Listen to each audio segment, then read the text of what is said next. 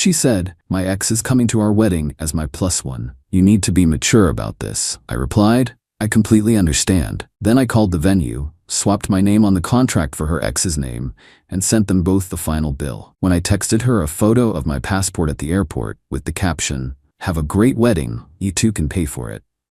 My fiancée Jade sat me down last week with the kind of serious look usually reserved for announcing a national emergency or that the last of the good coffee is gone. "My ex, Damien, is coming to our wedding as my plus one," she announced, her voice filled with a noble gravity, as if she were bestowing some great honor upon me. She took a slow, deliberate sip of her wine. "You need to be mature about this."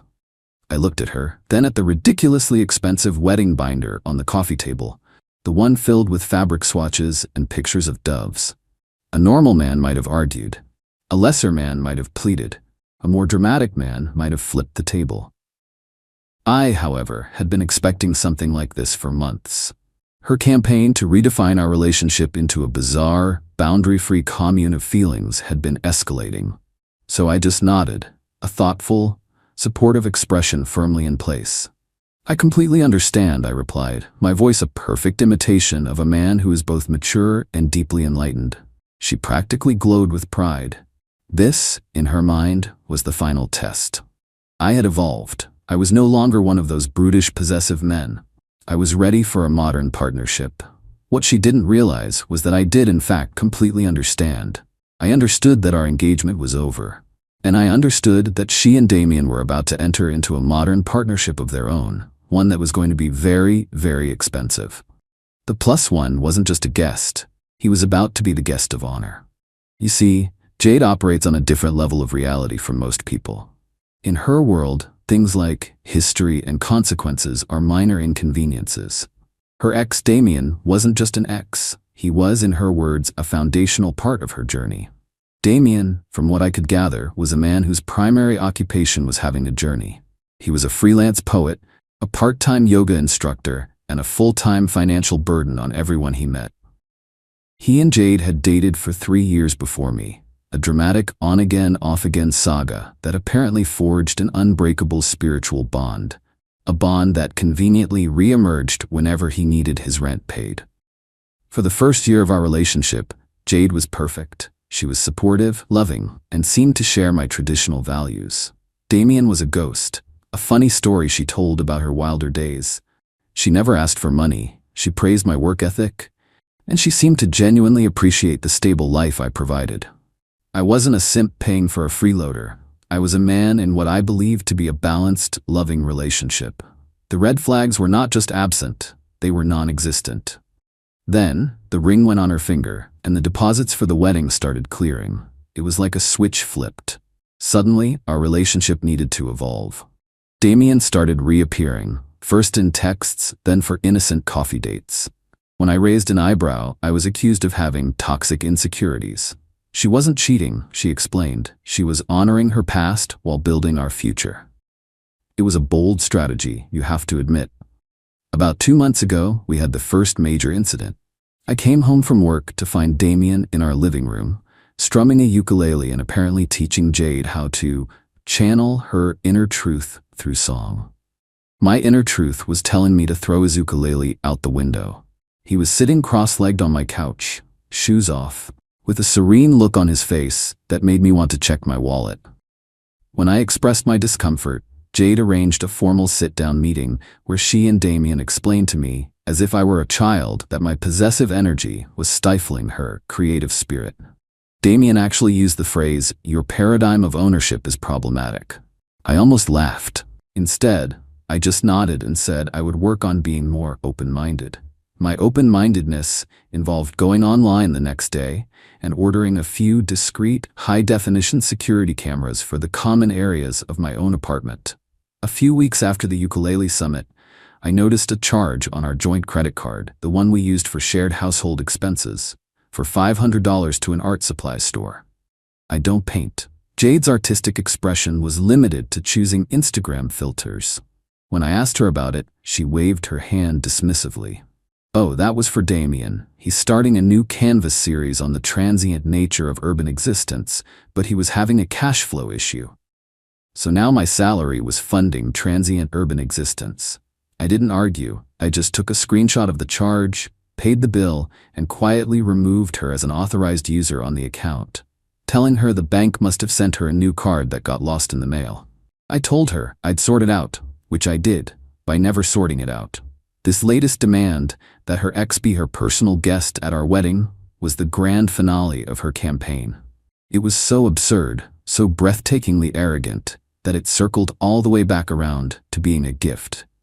She wasn't just giving me an excuse to end things. She was giving me a golden, engraved invitation to orchestrate the most satisfying exit imaginable.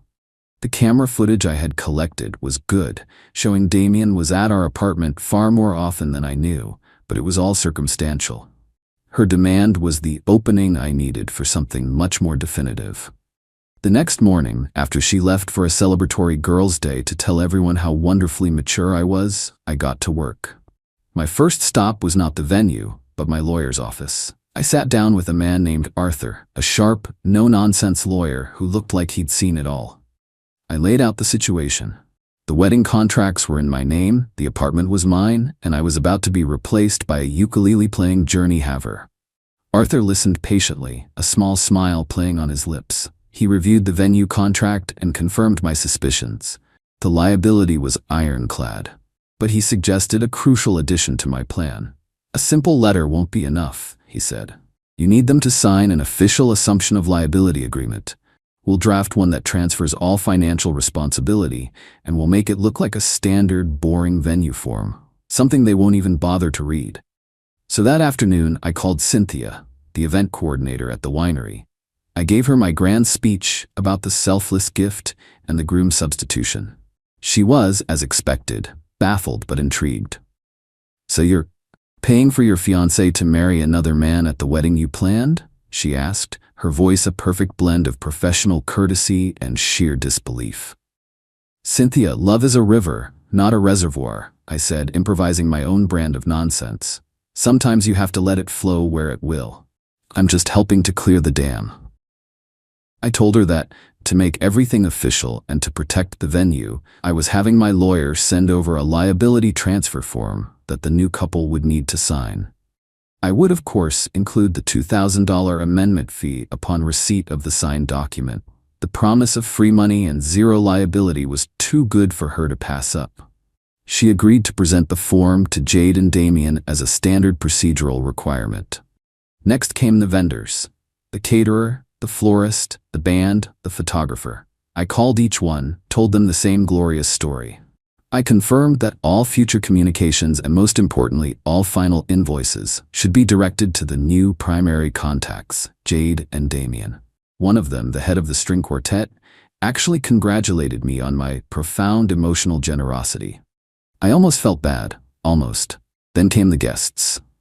I spent an hour crafting a beautiful, heartfelt email. The subject line was, an exciting update regarding our wedding. I wrote about the beauty of modern love, about relationships that evolve in unexpected ways. I announced that, in the spirit of true maturity, I had decided to step aside, and that the wedding would now be a celebration of the union between Jade and her soulmate, Damien. I wished them a lifetime of happiness. I ended the email with a cheerful sign-off.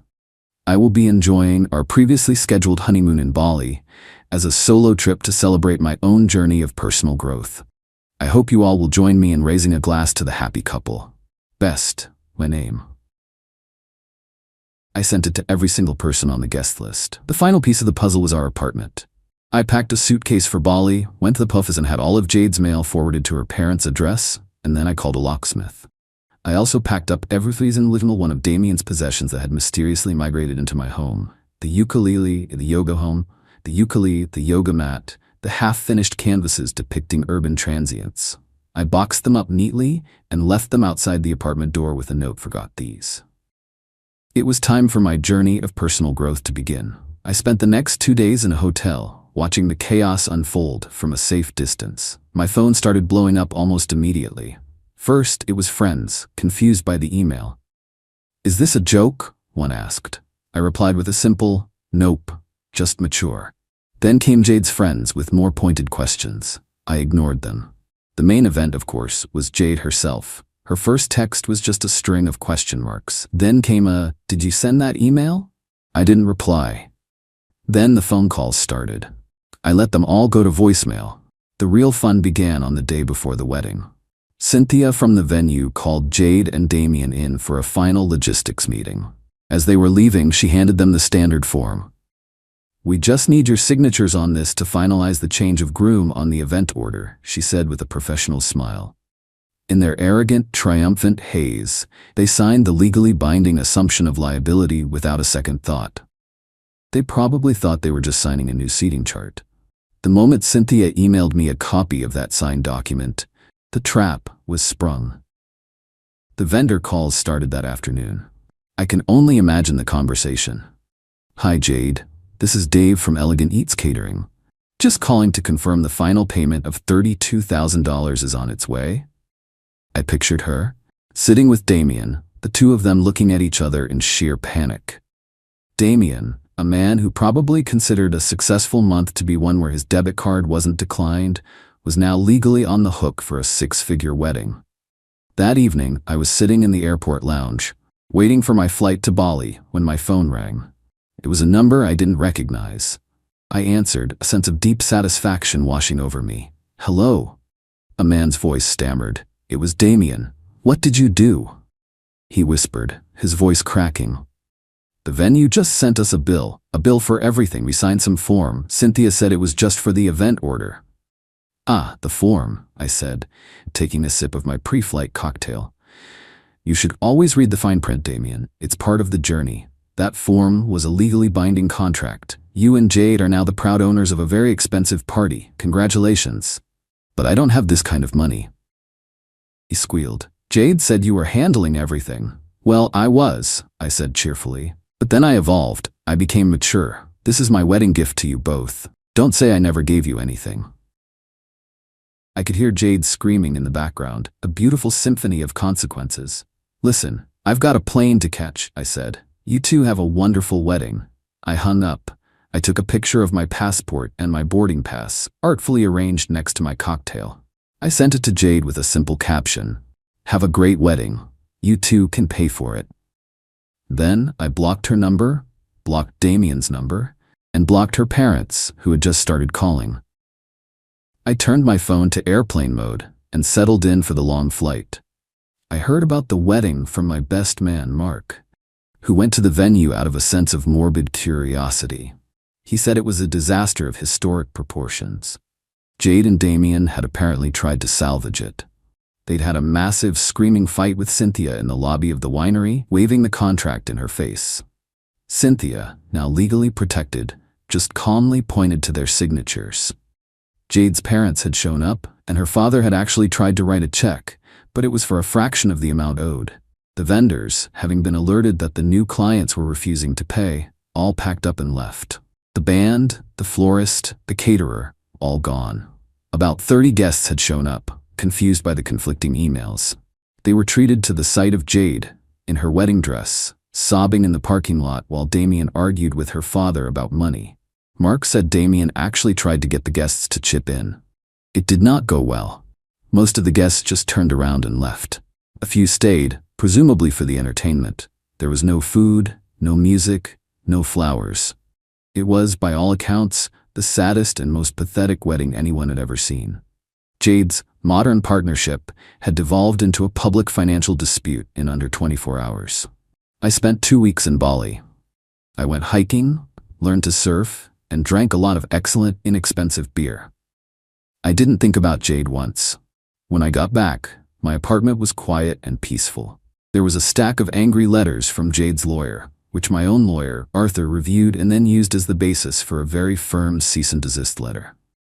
Her case, he informed me with a chuckle, was frivolous to the point of being comical. She had no claim to my property, and the wedding contracts, thanks to a notarized signature, were now her and Damien's problem. I heard through a friend that Jade and Damien had broken up, a predictable end to their epic romance. The venue and the vendors were, according to my source, pursuing them both legally for the outstanding balance. Her parents were apparently refusing to speak to her after she cost them a small fortune in non-refundable deposits and public humiliation.